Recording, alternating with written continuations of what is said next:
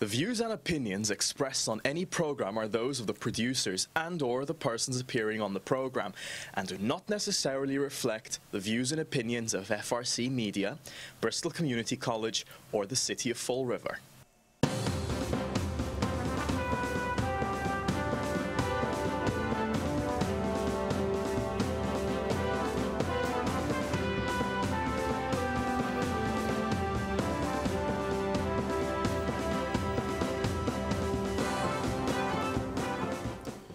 Well, hello. Welcome to Spindle City Straight Talk. I'm Chip. And I'm CJ. And it's Friday, TGIF. And we got a ton of stuff today, you know, as usual. Yep. It never, you know, the litany never ends. And, well, let's open up with STAR. Yes. They filed for a continuance. I read their letter. Yeah. They're going to meet with Corporate Counsel Joe Macy and then going to meet with Glenn Hathaway to see if they can change his mind about granting him the right to open up there. Meanwhile, if they don't like the decision, according to state law, they have to file with the BBRS. And if they don't, the ZBA can't rule on this. And even if they tried to, and you know, it just sounded real sketchy the way they did it, because everybody's going to be out of the country next month. So they can't meet in October. It's got to be in November. This is, of course, right. After the election. Right. And this is the problem. Yeah. Well, you know, that's government. We know how they operate. This whole thing's sketchy, and you're talking about that, and they're delayed, and the article in the Herald News it talks about it, but then there's another article, a guest opinion from a state representative, and you know, about why they should say no, and we've been saying they should be saying no to all expansion, right? Since we've been on the air, fundamentally, and you know, this is an opinion that's long overdue from her. Why hasn't she been up there on Beacon Hill trying to get facilities open throughout the state? As we say, let everybody share the wealth, let everybody take care of their own.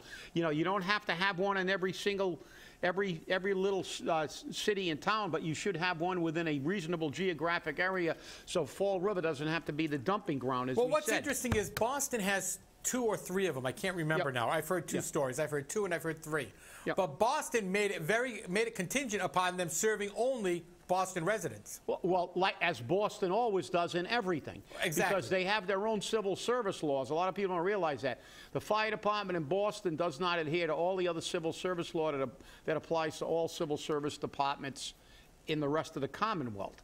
Worcester and Boston, because of their size and their legislative power, have completely different you know, laws that cover them, and those laws are fashioned to protect their people.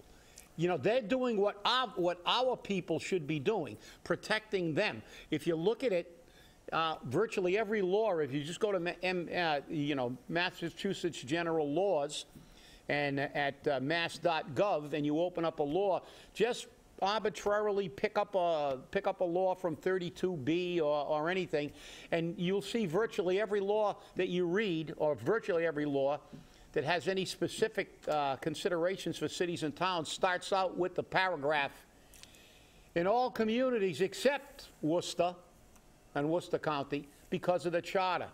And Boston has a separate entity that's not even in there. I found that out one time when we were arguing over some civil service computations of seniority for promotional exams for some people that were members of the union when I was the president, and the president of Boston Local, who was a good friend of mine at the time, you know, I discussed it with him. He said, well, that doesn't apply to us. We do everything separately. They test separately. They have their own, and that's the way it is. You're right.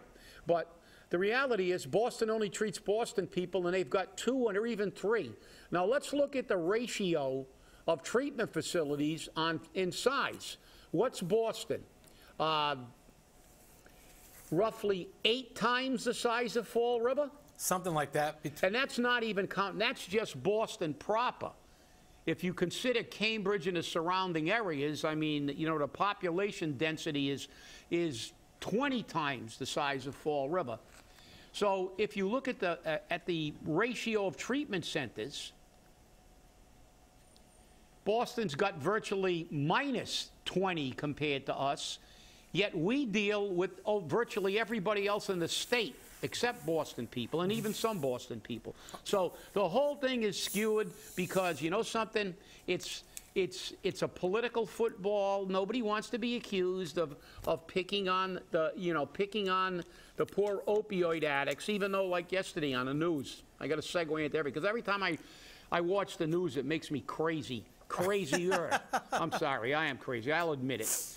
I forgot what town it was. I think it was Mansfield, but don't quote me. I may be wrong on that. Somebody shot a weapon. I think it was a rifle, but he shot through the ceiling or something of his apartment, went into the other apartment and whizzed by some young girl that was sleeping in bed. A 15-year-old. A 15-year-old. Yep. And they went to court, and the guy, okay, they release him. Why? Oh, he was high. Oh, that's an excuse? Really? I mean, you can do anything if you're a junkie. And that's it. So there's your excuse. It's a disease, poor thing, I'm sorry. Kill people, murder people, he was high. Drive high and smash into somebody and kill them and kill a child. And, well, he was high. That's not an excuse. The fact is they got high on purpose. That is not a disease. Cancer's a disease. Alzheimer's is a disease. Sticking a needle in your arm is not a disease. It's a choice. And I don't care how badly and how addictive it is. Because the fact is, cigarette smoking is addictive. And what does this nation do? They still allow cigarettes to be sold for decades and decades. And that is the #1 killer in the United States. That's right. And in spite of the fact, there's absolutely 100% corroborative evidence that it causes cancer, it causes birth defects, causes all these things, yet they allow that drug to be sold. But nobody ever got off on murder because they were a cigarette smoker. Nobody ever got away with driving high on camels. And this is the whole, this is the whole thing about this. This is what we've gotten. This is how the society has evolved. We have a society of excuse makers. Everybody makes an excuse. Nobody can just be behaving badly and suffer the consequences of behaving badly. If you're behaving badly, we have to call in a battery of psychologists and psychiatrists and determine why. Maybe during toilet training they didn't let you in the bathroom immediately, so now you're mentally scarred for the rest of your life. And we'll find an excuse for any type of behavior, and that's okay if you really want to do that. But when you begin to find excuses for behavior that harms people and harms the public good, as far as I'm concerned, you've crossed the line. When you begin to excuse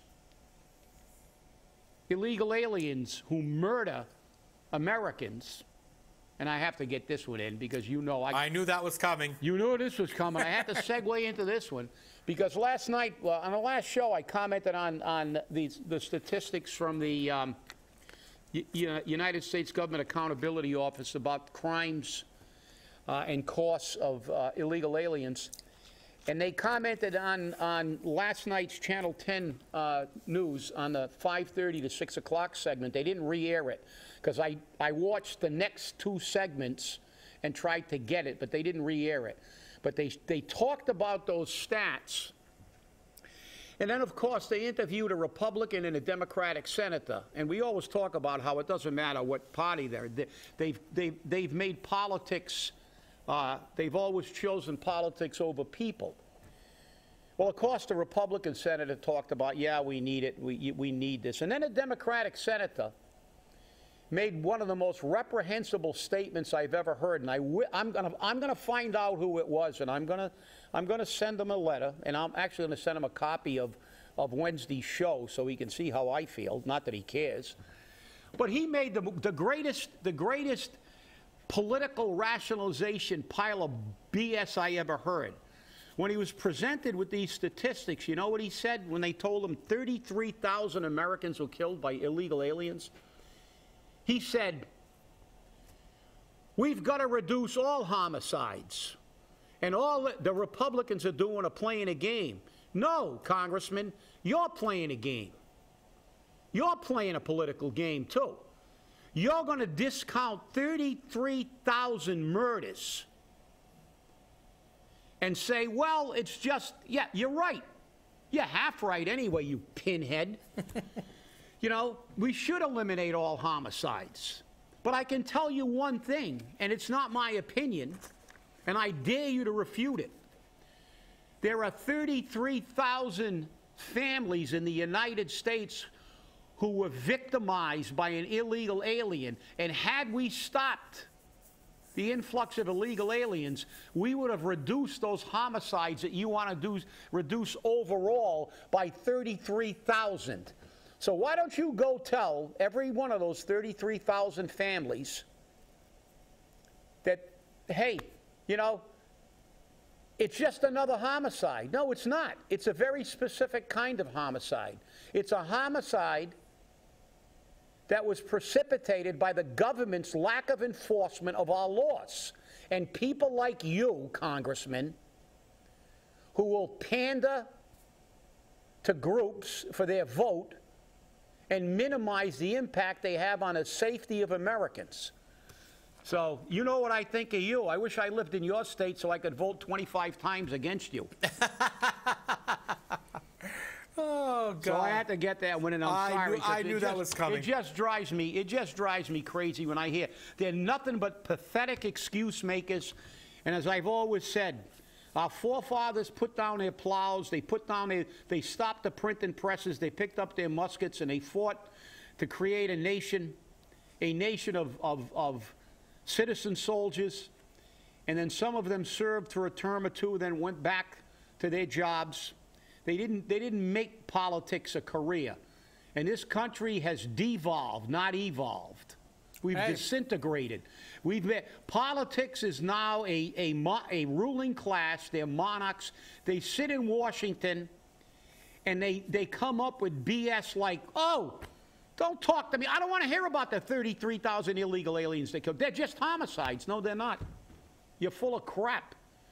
And all they do is make BS excuses and make everything politics, even the Supreme Court.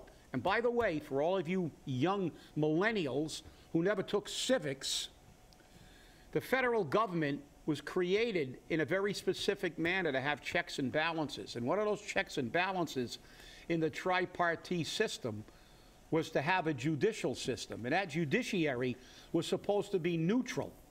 And look what's happened to that. Judges are supposed to rule on the rule of law, but we make sure we only appoint judges that have political leanings toward us. And just look at what's happening now in the hearings for Kavanaugh. Whether you're for or against Kavanaugh, look what happens every time there's a hearing.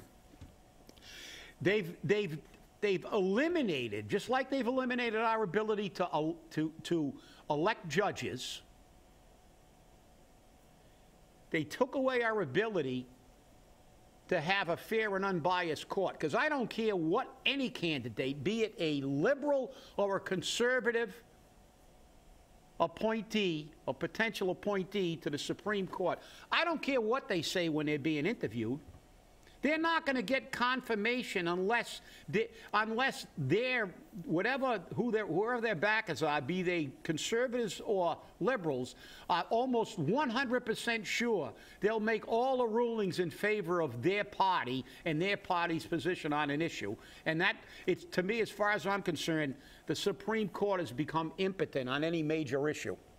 So that's another one of my.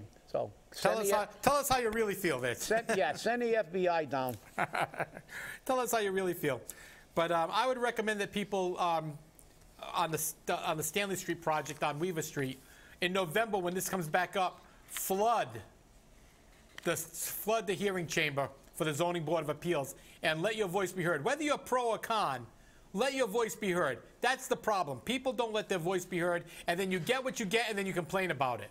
This isn't the way it is. Make sure you're heard. And then if they find against you, you at least were heard. That's right. And you can complain all you want. Or as the samurais used to say, you took the arrows in the forehead. You stood up and said it. Be there. Actually, I don't normally go anymore because it's totally futile, but this is a really major issue for the city of Fall River, and not only for the North End. I know the North End's up in arms because it's their baby, but the fact is this impacts the entire city, and I will go down there and make sure I wear sunglasses so I don't stick pins in my eyes when I listen to all this. But the reality is I will be there to testify unless something catastrophic. And you know, the interesting part of the zoning board is they limit everybody, not only public input, but everybody, the appellates, everyone. 3 minutes, that's all you get. If you can't state your case in 3 minutes, you're out of luck. So, and get there and get back, but not only get there. CJ's 100% right. But the fact is, don't just get there. I want you start picking up your telephone and calling your state reps. 2 of them are running unopposed. 1 of them has an opponent. But get them and ask why. Now, yeah, I agree fundamentally with the opinion. We say no to a third. We should have said no to virtually all of them, and because, as I said, we're not the keeper of the entire state. But I can tell you, but Boston can do it. Boston can say we'll only treat our own people. Where's our state delegation?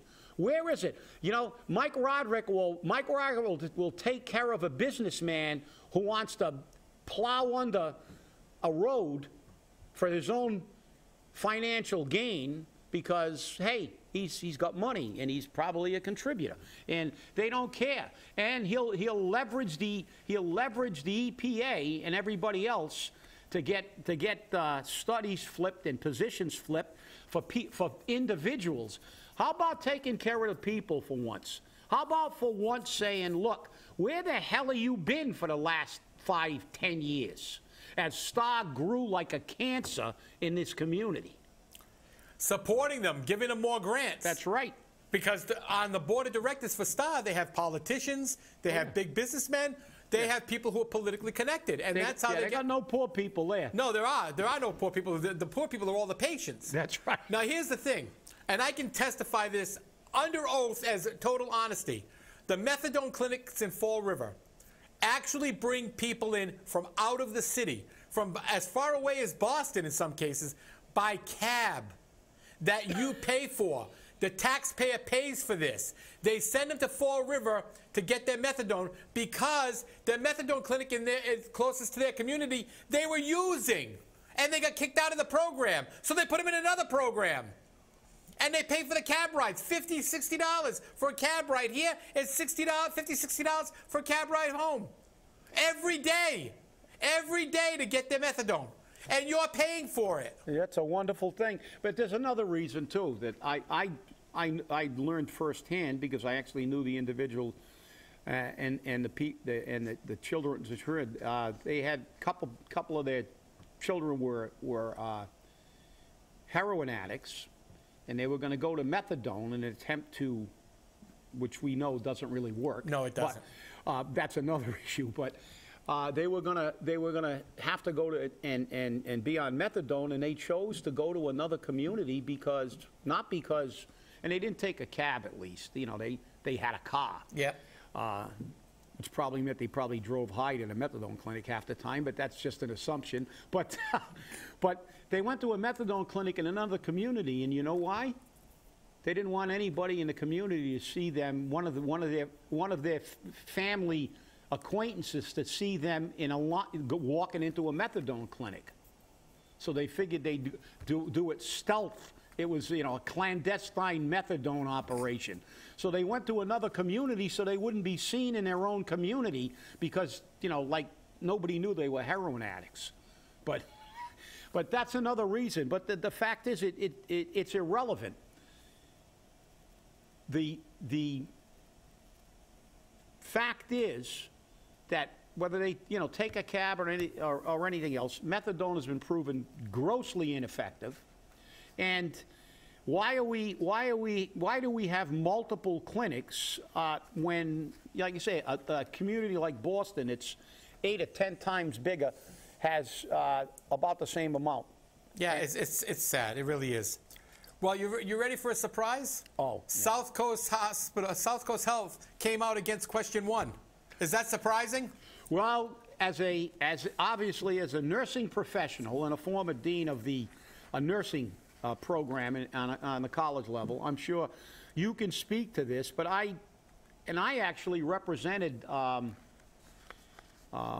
the Nurses Association at Mass Hospital Schools in a grievance one time. But I also consulted when they were having staffing problems, because I find it great when people like Southcoast, who's against this, said, quote, as healthcare professionals, we know that staffing ratios should be made at the bedside and not at the ballot box. Well, if they were made at the bedside, we wouldn't have this problem. That's right. We wouldn't be here. Yeah, you know, the problem is, go to the hospitals today and see how flat out most nurses are. Yeah, they've given them more jobs, especially Southcoast, because I was actually on the board, the Fall River Regional Task Force with Rick Dreyer. And I remember when Southcoast tried to put in a union, and he was telling me why they didn't need a union because he was a great guy to talk to and blah, blah, blah. And they basically put the kibosh on the union. And then right after they put the kibosh on the union, they laid off every single person that tried to get a union, regardless of seniority, with no notice. They walked in and they got their termination notice. And look, he's talking about their healthcare professionals. No, they're not. They're bean counters who are looking at the bottom line for profit. Southcoast is a nonprofit hospital. Do you know what the average salary to board of directors is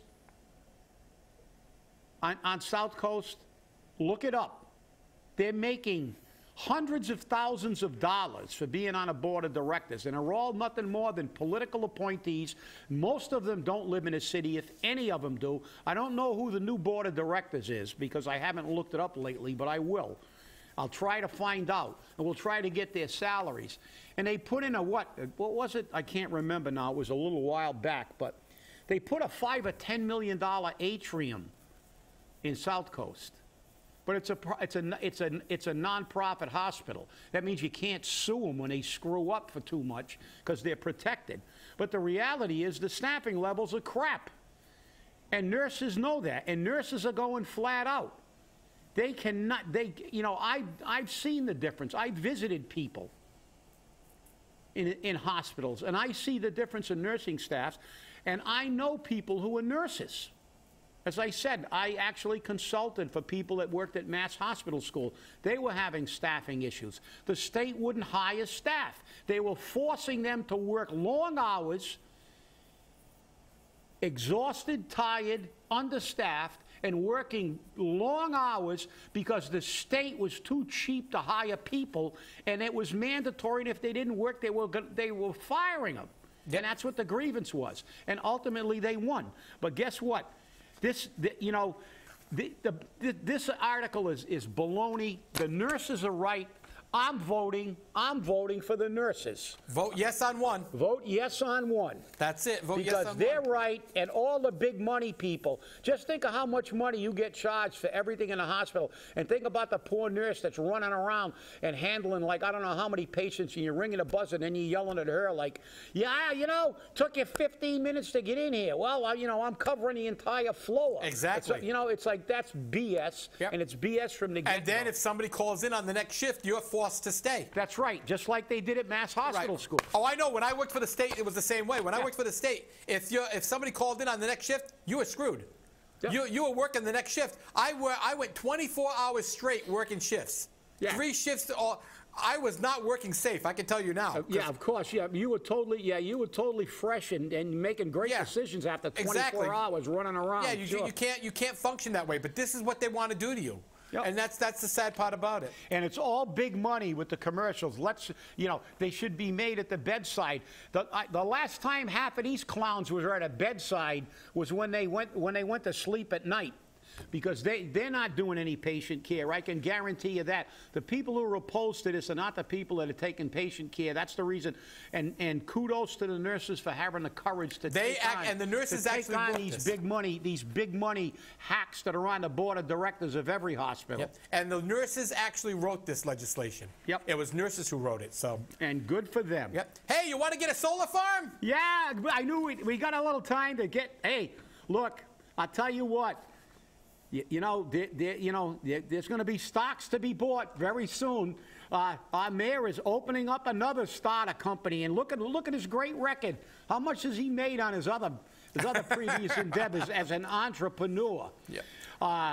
The only people that made any money on it was him. Yeah. So look, I hate to be a conspiracy theorist, but when you look at his record and you look at the fact that he was under investigation, so I don't know, what does this mean? That he's not going to get, nothing's going to come, because he's doing it again. That's what he's he's doing it again. So, I mean, if I was a businessman and I researched my investments like you should, and then I looked at this guy's track record, he couldn't get a red cent from me. I would not give him a penny with his track record. So the way I look at it is, anybody that invests in this thing is got to be looking for a favor. Because I can't see any other reason. It's not like investing in Apple or a major corporation that's got a fairly decent track record. Even them, they back off when they begin to see some problems with the CEOs and stuff. You look at any major corporation, their stocks tank when there's any kind of issue. Right. With the CEO. Now you got a guy here that was a CEO of how many corporations? Well, I don't know what the official names. Soul Source LLC. It should have been Soul Owl. No, no, I don't know. That could have been. No, we can't do that, I guess. But I tell you what, I don't have any money to invest in any, but I won't, and I don't. Well, the thing is, he's saying, I think it's important to diversify as a country and as a people. It makes a lot of sense to develop. He says he's currently gotten pre-approval to sell power to National Grid, and he'll own the system. Owning the new company won't get in the way of his city mayoral duties, said Correa. It'll eventually take no time other than signing papers and meeting with bankers. There'll be no office hours. Wow. Wow, that's a good CEO, real hands-on. It's like, I'm going to be doing my other job. I'm just going to sign papers. And then he can use the same excuse he did with Snow Owl. I'm not the treasurer. That's right. Right? So, see, I'm not the treasurer. Well, you're supposed to be the head of the company. And this is, I guess he does. I guess he didn't have enough work as mayor. Well, so. I guess he's already forgotten what the problem we're having with the energy provider that the state pushed everybody, tried to push everybody into, right? So again, here's another guy trying to get in. He's going to sell it to National Grid, and we're going to have another public sector guy trying to push something on the public through the private sector and forcing it to the private sector, and then what will happen? They'll do what they always do, screw it up, and then you'll pay more, because that's the reason I stayed with National Grid. I never left National Grid. I paid a little bit more for a while, but I knew the bottom was going to fall out, because I've never seen anything that the government has created that works. I mean, that's just a given. It's like the laws of physics. If government does it, it's going to ultimately become a massive money pit boondoggle, no matter how well it starts off. This is true. So remember, look at the stock market. Check it out. And we'll see you Monday. We'll see you Monday, everybody. Stay angry. Have a great weekend.